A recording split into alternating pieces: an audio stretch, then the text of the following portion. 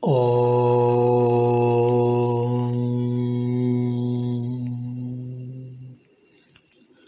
Sutra number 27. Chandre Tara Vyuha Jnanam. That is the sutra. Chandre Tara Vyuha Jnanam. Samyama on Chandra. That is Chandre.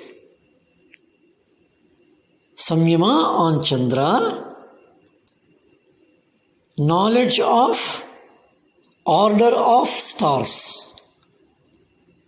Tara is stars. Vyuha is the order, systematic order, the constitution of the stars, the arrangement of the stars. Chandre on Chandra. Performing Samyama on the moon, Chandra, the knowledge of the constitution of the stars. Of course, when we say it is the constitution of the stars, it is all stellar constellations. The moon is the heavenly body, which, though shines by reflecting the light of the sun, and as it is a satellite of our earth, and performing samyama on that, the various stars arrangement is known. Though stars and moon are there even the daytime, the visibility is blurred. It becomes invisible because of the brightness of the sun. And at night, when the sun sets, in the darkness, the bright stars, they come into the light. Moon is the brightest star. And performing samyama on him, on the moon, all the stars' knowledge is known. Nakshatra Jnanam it is called. Samyama on Chandra, Nakshatra Jnanam we get it. Tara Jnanam it is said. Tara Vyuha Jnanam it is said. How they are arranged it. And that is a very important and powerful sutra. That how the stars are arranged, how the stars are moving in different orbits, all that will be known by the samyama on the moon. Lunar samyama gives the knowledge of the stars. And that's why moon is also called as Taranatha, he is called. He is the master of the stars. He is also called as Nakshatradhipati, Lord of the nakshatras, constellations. And that is one of the important practice, performing samyama on the moon. On the moon means not just looking at the moon, all the qualities of the moon and all those which get light, gets the reflection of the moonlight, and all of them will be visible. All the knowledge about them will be visible. And that is the statement of this particular sutra. Chandre Tara Vyuha Jnanam. 28th sutra is another powerful sutra which says that Dhruve Tadgati Jnanam. Dhruve Tadgati Jnanam. Dhruve. Dhruve is Dhruvatara, pole star, polar star. All stars, all constellations, they rotate round the Dhruva. Dhruva is the center, the fixed, the immovable, firm, around which all movements take place. All movements take place around a center which does not move. That non-moving center, that firmly non-moving center, around which all movements take place, that is the Dhruva. And very simple.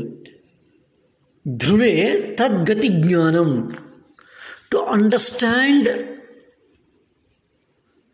the depths of movements, if one has to understand and analyze, estimate and measure the movements, that which is measuring is in the state of a Dhruva.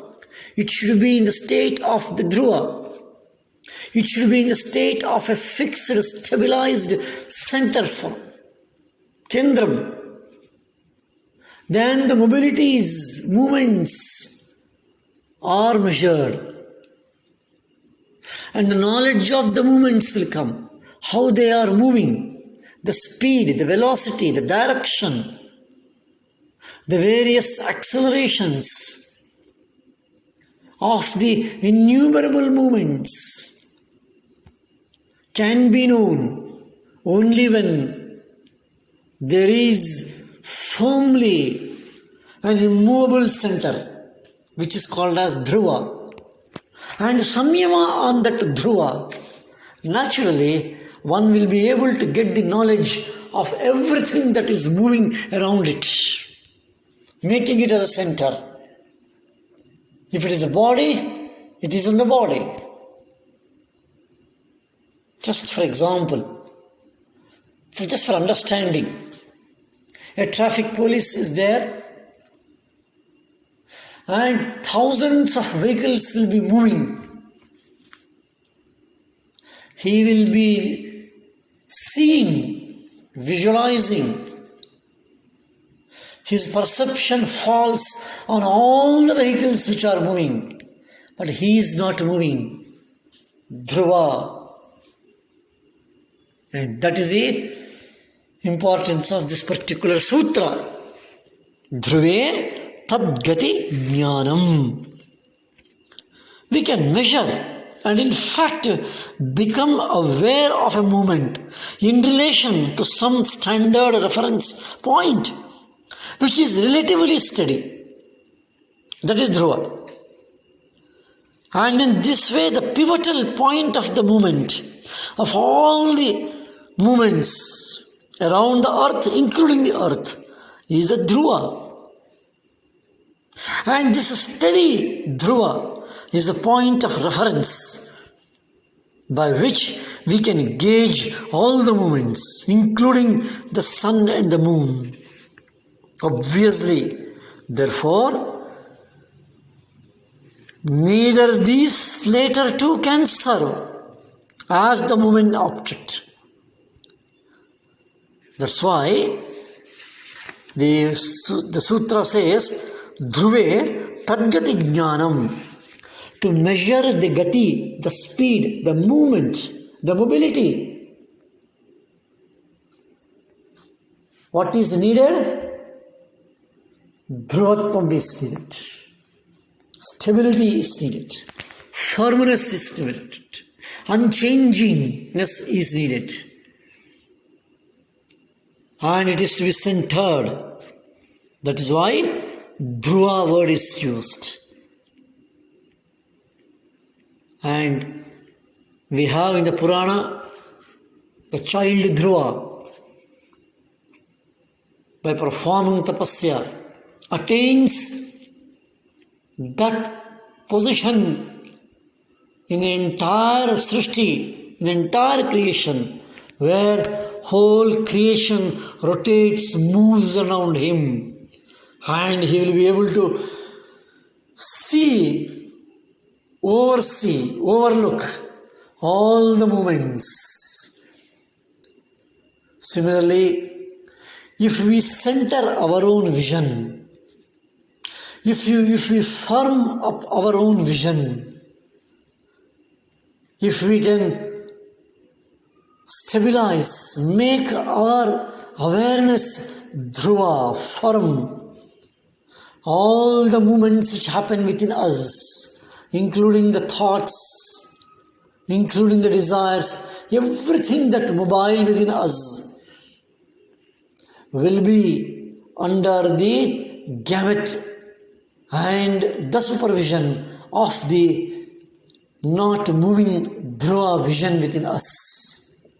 That is the dhruvatvam.